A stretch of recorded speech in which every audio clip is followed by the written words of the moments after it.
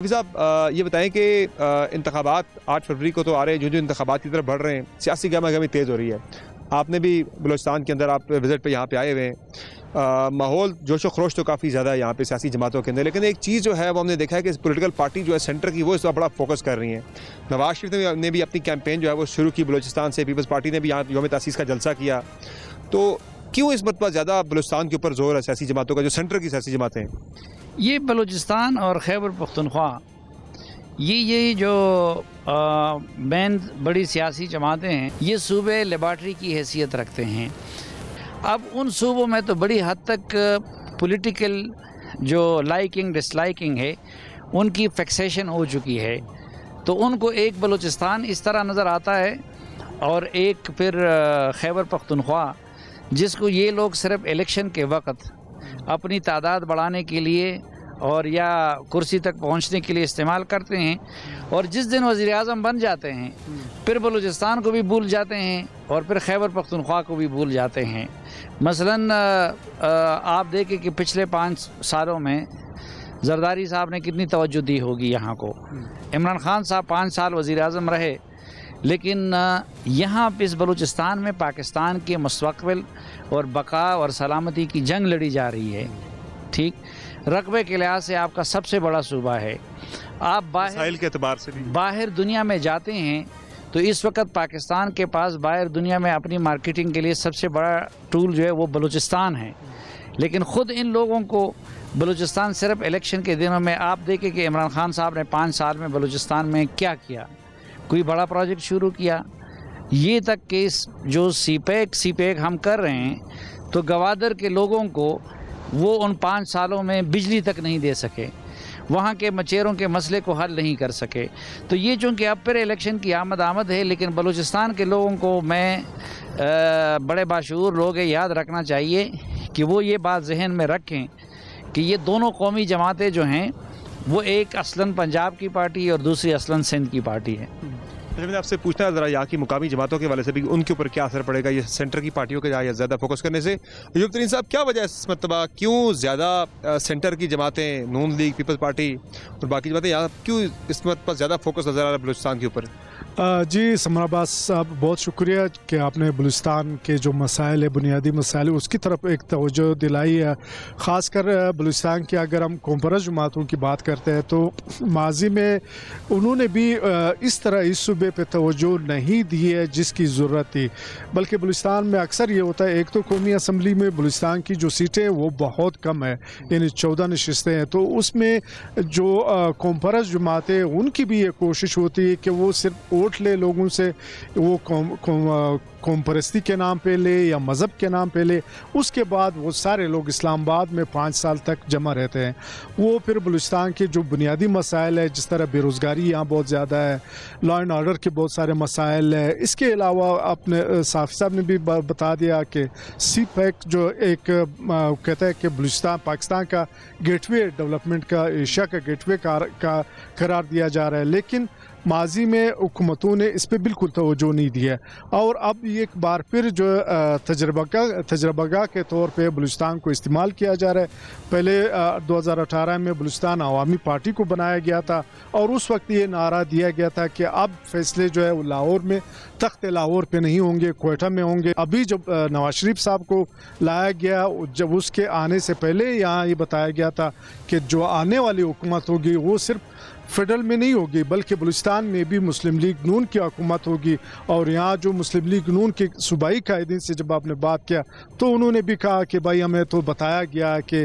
آنے والی حکومت جو ہے آپ کی ہے، اور اسی آپ نے دیکھا کہ 2 ہفتے پہلے یہاں جو الیکٹیبلز ہیں، مختلف الیکٹیبلز یہاں شامل ہوئے تھے، وہ پہلے باپ پارٹی میں تھے، مسلم لیگ کاپ میں تھے، پھر مسلم لیگ نون میں تھے، لیکن اچانک جو ہے راتوں رات انہوں نے فیصلہ کیا کہ وہ مسلم لیگ نون میں چلے گئے تھے۔ تو اس کا مطلب یہ ہے کہ یہاں عوام کی جو رائے ہے اس کا کوئی احترام نہیں کرتا ہے۔ یہاں کی جو کمپرس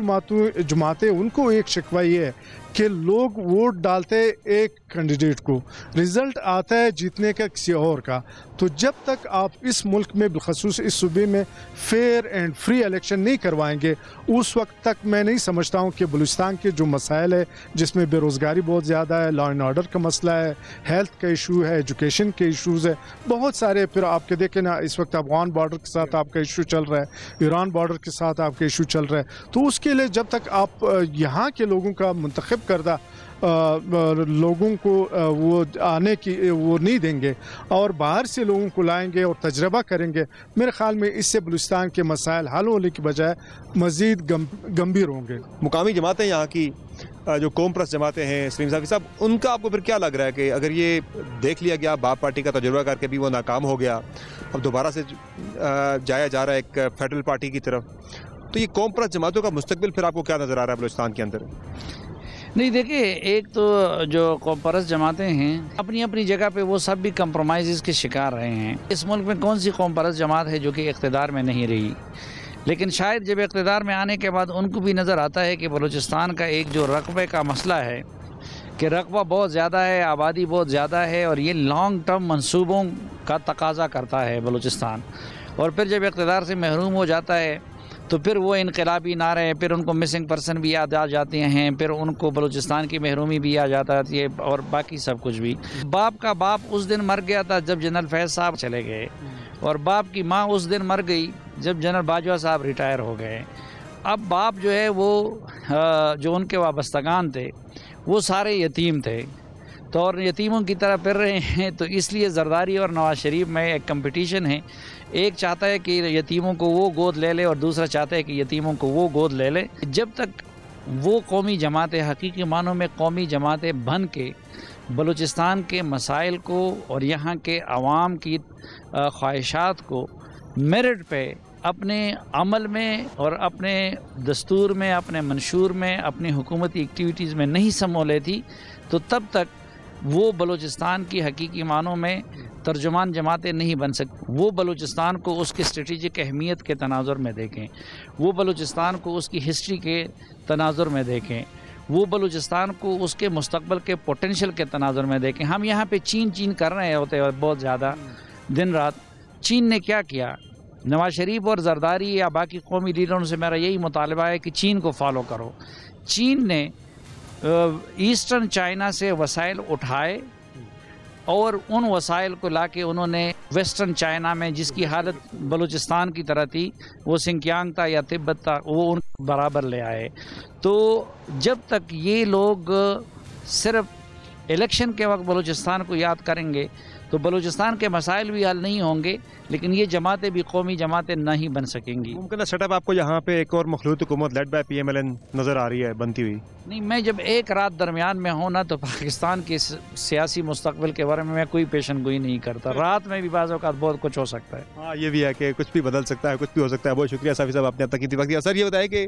جو ہم بات کر رہے تھے نیشنلسٹ پارٹیوں کی، پھر ان کا فیوچر کیا بچے گا اگر فیڈرل کی پارٹیاں زیادہ اب دوبارہ سے یہاں پہ آ رہی ہیں؟ دیکھو سمر عباس صاحب، میں نے جس طرح پہلے آپ کو بتا دیا کہ اگر یہاں پہ فیئر اینڈ فری الیکشن ہوتے ہیں تو اس صورت میں تو جو یہاں کی بلوچ نیشنلسٹ پارٹیاں یا پشتون نیشنلسٹ پارٹیاں ہیں، ان کی وہ تو ایک سے بن جاتی ہے اس گورنمنٹ میں، چاہے وہ پروونشل گورنمنٹ ہو چاہے وہ فیڈرل گورنمنٹ ہو. لیکن اگر یہ وہ ارینج الیکشن ہوں گے، یعنی مطلب جس طرح میں نے پہلے بتا دیا تھا کہ پہلے سے یہ ڈیسائیڈ ہوا ہے، یہاں کے لوگوں کو بھی یہ بتایا گیا ہے، بلکہ ان کے ذہنوں میں یہ ہے کہ آنے والا جو الیکشن ہوگا اس میں جو لوگ منتخب ہوں گے وہ زیادہ تر مسلم لیگ نون سے ہوں گے اور مسلم لیگ نون ہی کی حکومت ہوگی. تو اس صورت میں میرے خیال میں بلوچستان کی جو قوم پرست جماعتیں ہیں ان کو فیڈرل پہ جو بھی حکومت بنے گی اس پہ زیادہ اعتماد نہیں رہے گی. البتہ ہاں ایک اس میں ہے کہ بلوچستان میں ہمیشہ ایک جماعت کی حکومت نہیں بنی، ہمیشہ مخلوط حکومت بنی ہے. تو یہ اس صورت میں ممکن ہے کہ بلوچ اور پشتون قوم پرست جماعتیں اگر وہ سیٹیں لے کر آتی ہے پروونس کی یا وفاق کی، تو وہ بھی میرا 100% یہ یقین ہے کہ وہ بھی پیپلز پارٹی کے مقابلے میں زیادہ ترجیح دیں گے مسلم لیگ نون کی، کیونکہ 2018 سے پہلے یہاں جو مخلوط حکومت تھی تو اس میں بھی مسلم لیگ نون اور جو بلوچ اور پشتون کو پرست جماعتیں تھے وہ اس میں شامل تھے، بلکہ اس کا حصہ تھے۔ اور تحریک انصاف کو کہاں دیکھ رہے ہیں آپ؟ تحریک انصاف کی اگر میں پھر وہی بات کروں گا، اگر فیئر اینڈ فری الیکشن ہوں گے تو میرے خیال میں بلوچستان میں زیادہ تر جو نشستیں وہ تحریک انصاف کے ہی حصے میں آئے گی۔ لیکن آپ نے بھی اس شہر کا دورہ کیا، لوگوں سے آپ نے بھی بات کی، ہم نے بھی بات کیا، عام جو لوگ ہیں اس کا یہ خیال ہے کہ جو پاکستان تحریک انصاف ہے وہ ان کے جو دکھوں کا مداوع ہے، بالخصوص عام شہری کو اس وقت سب سے جو بڑا مسئلہ ہے وہ مہنگائی ہے، سب سے بڑا مسئلہ جو ہے اس صوبے میں غربت کا ہے، سب سے بڑا مسئلہ اس صوبے میں بے روزگاری کا ہے، اور سب سے بڑا مسئلہ اس صوبے میں جو ایگریکلچر کا ہے، کیونکہ یہاں کے آئے روز ایگریکلچرسٹ ہمارے احتجاج کرتے ہیں اور ان کا یہ کہنا ہے کہ وفاق کی جانب سے ہمیں جو بجلی دی جا رہی ہے وہ 24 گھنٹے میں صرف 3 گھنٹے دی جا رہی ہے، جس کی وجہ سے ان کا جو ایگریکلچر ہے وہ بالکل تباہ ہو رہا ہے، اور نتیجے میں یہاں اقتصادی جو حالات ہے وہ روز بروز لوگوں کے خراب ہو رہے ہیں۔ لیکن وفاق کی یہ ذمہ داری بنتی ہے کہ وہ وہاں جو بھی حکومت آئے کم از کم یہ کہ بلوچستان کے جو لوگوں کے بنیادی مسائل ہے اس پہ ذرا توجہ دے، کیونکہ مسلم لیگ نون والے آئے، پیپلز پارٹی والے آئے، انہوں نے آج تک بلوچستان کے جو عوامی مسائل ہے اس پہ کسی نے بات نہیں کی۔ البتہ کوشش ان کی یہ رہی کہ جتنے الیکٹیبلز ہے یا جتنے متبرین ہیں یا قبائلی سردار ہے یا خان ہے۔ سر پوچھنی تھی آپ سے کہ الیکٹیبلز ریلیونٹ ہیں آج اس الیکشن میں، ریلیونٹ ہوں گے؟ دیکھو الیکٹیبلز کا ایک وہ ہمارے بلوچستان میں ایک ایشو ہے کہ وہ جس جماعت میں رہیں، چاہے وہ مسلم لیگ نون میں ہو، چاہے مسلم لیگ کاپ میں ہو، چاہے وہ ZX جو بھی جماعت ہے، بہت سارے ہمارے ایسے الیکٹیبلز ہیں کہ وہ اپنے سیٹ جیت کے آتے ہیں لیکن اس کے پاس عوام کے لیے، اپنے علاقے کے لیے کوئی ایجنڈا نہیں ہوتا ہے کہ اس نے آ کے کیا کرنا ہے کیا نہیں کرنا ہے۔ لیکن بدقسمتی ہماری یہ ہے کہ اس میں سب سے بڑا مسئلہ جو ہے ہمارے ایجوکیشن ریشو کا بھی ہے۔ ہمارے دیہاتوں میں آپ جائیں گے، لوگ جو ہے وہی سردار نوی خان اس کے مرہون منت ہے۔